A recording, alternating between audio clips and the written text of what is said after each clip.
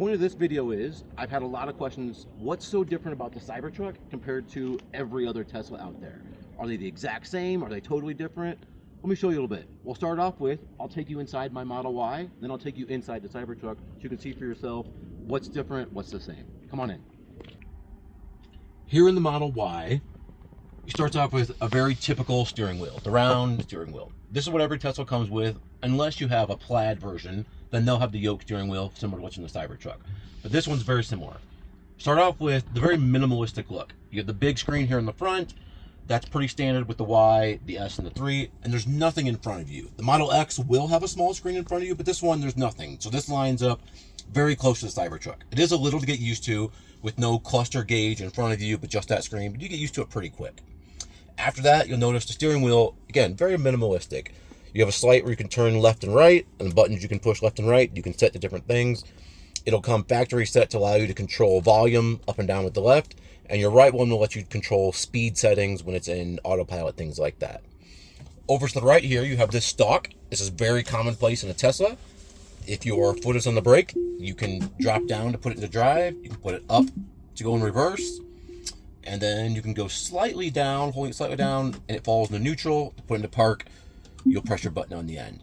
Again, that is different than a lot of other cars, but it's become pretty standard, not only in Teslas, but other electric vehicles like the Lucid and the Rivian. Very similar setup. Next, your stalk here on the left.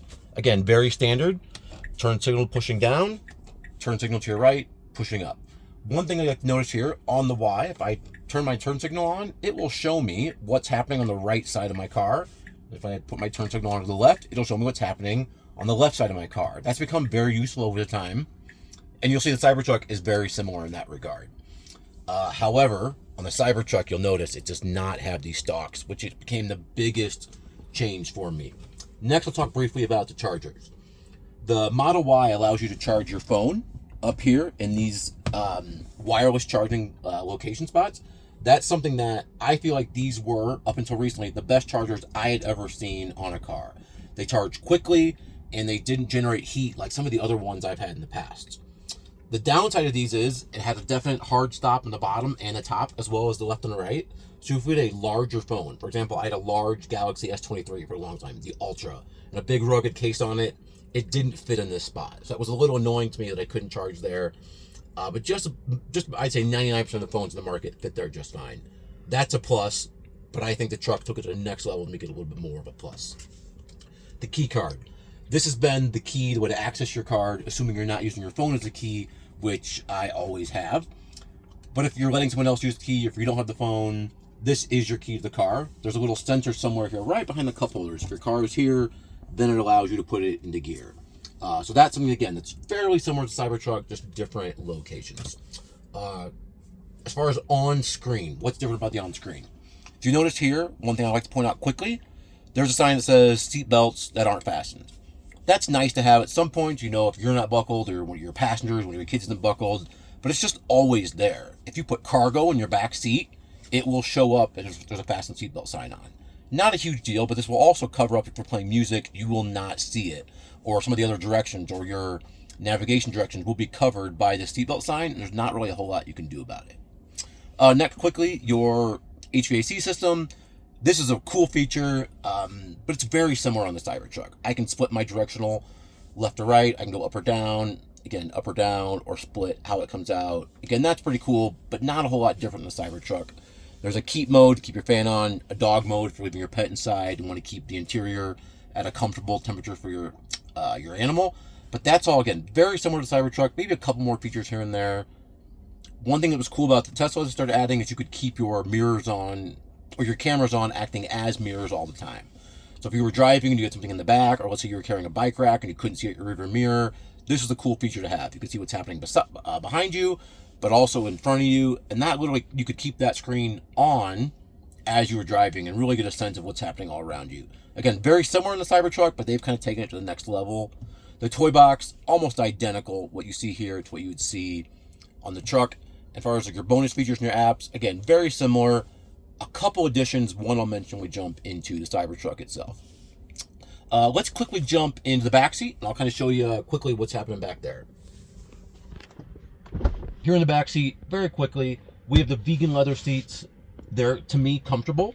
They're nice, but they're very just plain, ordinary, just, nice quality, comfortable ride. You have your airflow here, but no controls. All the controls done from the up front screen. You have a couple charging ports, but really same kind of minimalistic, simple design here. Now I'm gonna take you over. Let's jump in the Cybertruck. All right, now we're into the Cybertruck. As you can see, it's a little bit more masculine. I don't know, just edgy kind of a feel to it. So I started with the wheel in our Model Y. So we'll start with the same thing here. Obviously, the yoke steering wheel in the Cybertruck. And again, I have the Foundation series. Maybe other series are not going to have this. I'm not too sure. But this is the first for me, a yoke steering wheel. And honestly, it took just a little to get used to. But, and I mean little. Within a minute or two of driving, it felt normal. The fact that you do have these little curves up here on the top made it very similar to how I would hold a normal steering wheel at the typical 10 and 2. So this actually, again, in a matter of seconds, felt normal to me. What is different? What's very different is there are no stalks of any kind. This is the only car I have ever been in, of all the cars I've been in my whole life, that there is nothing to do that. Typically, you'd have the stalk as your turn signals on the left or right. I do not have that here. Instead, here in the Cybertruck, my turn signals are here on the face of the steering wheel, and they are push button. Push the top arrow to go right, and I will push that bottom directional arrow to turn left. Very similar to the other Y. It will show me what's happening in the rear of my right when I'm in the left, and to the left, it will show me what's happening on the left side of my vehicle. Again, fairly helpful. This was a huge adjustment for me. Even driving the truck for about a week now, I still will instinctively reach to turn left or turn right using a stalk that's not there. This was an adjustment for me, but I do think I'll get used to it, but not sure quite what I think about that yet. Equally as big of adjustment is the lack of a gear shifting stalk on the right side. Again, this has become commonplace for vehicles to have now. So this is the third Tesla I've owned. And to be very honest with you, it took me a full minute and a half to figure out how to get my Cybertruck into gear once it was all mine. It was a little bit of humbling until I finally figured it out. So there's no stalk. Very similar to other Teslas. Once your foot's on the brake, if you'll notice here on the screen, there's just a little directional up and down. And then you'll notice your park, reverse, neutral, drive areas. It kind of makes sense when you know what you're doing, but to put it into drive, again, assuming your foot's on the brake, you take your little truck icon and move it forward. And that simple, you are in drive. To go reverse, very similar. You'll drag it downward, and now I'm in reverse. To park, you literally just tap the P in the middle, and you're back in park. Again, something that took me a minute to figure out. What about neutral? That's another gear you might want. This is where you have to go to into the settings. If I touch my little car icon, again, very similar to the Y. I have all about the same thing. It's a few bonus ones, starting with the neutral. I have a spot here that says neutral. Again, I would touch neutral. I touch it again, nothing happens. If you look carefully, in a less bold script, it will say hold. And if I hold this in neutral, my car then will slide into neutral. And to back out, you'll simply just press the little button, back into park. While we're here on this screen, one feature that the Cybertruck has that the other Teslas, in my experience, do not, is the car wash mode. And again, you might be thinking, what's the point of this? Yes, you can navigate without this, I totally get it, but it does some things for you and saves you some thinking. In car wash mode, it kind of asks you to confirm they're in it. It will now list a series of things it doesn't let you do. It will, like for example, it'll say it stops you go above 10 miles per hour. A couple of cool things it does is it locks your charging port. So the charging port is pressure sensitive. So you push on it and it pops open. You would not want the cloth of a car wash or the bristle of a spinning car wash to hit your charging port and open it up and get water in there. This kind of takes that away. It takes the automatic wipers off. Again, I feel like that's very important. You can always turn wipers off in a car, I fully realize. If you forget once, you could be one of the dozens of people I know that their wipers have automatic rain sensing and have gone off in a car wash, and it rips them off. Obviously, you don't want that to happen. A couple of things it will make sure to do is make sure your front trunk is closed, make sure your tailgate's closed, and then make sure the bed cover's closed. Again, obviously, you can do all those things yourself, but this kind of just allows you to do it. It also allows you to fold the mirrors. Again, some cars do this automatically, but this kind of lets you close it to make sure, again, the bristles or the cloth of the non-touchless car wash aren't going to mess your mirrors up at all. Again, that's just kind of like a cool feature it has. Again, not life-changing, but kind of like something you could do that you couldn't do in the other ones. I mentioned this on the Y. I do have this little screen here that will notify me if the seatbelts are on. So as I put it back in drive here, if people are not buckled in the car, as I'm not, my camera person's not, it will show you that you need to fasten your seatbelt. It also gives you a little red icon up there, again, showing you're not buckled. But again, if you have cargo or something like that in the back seat, this will stay on all the time in other Teslas.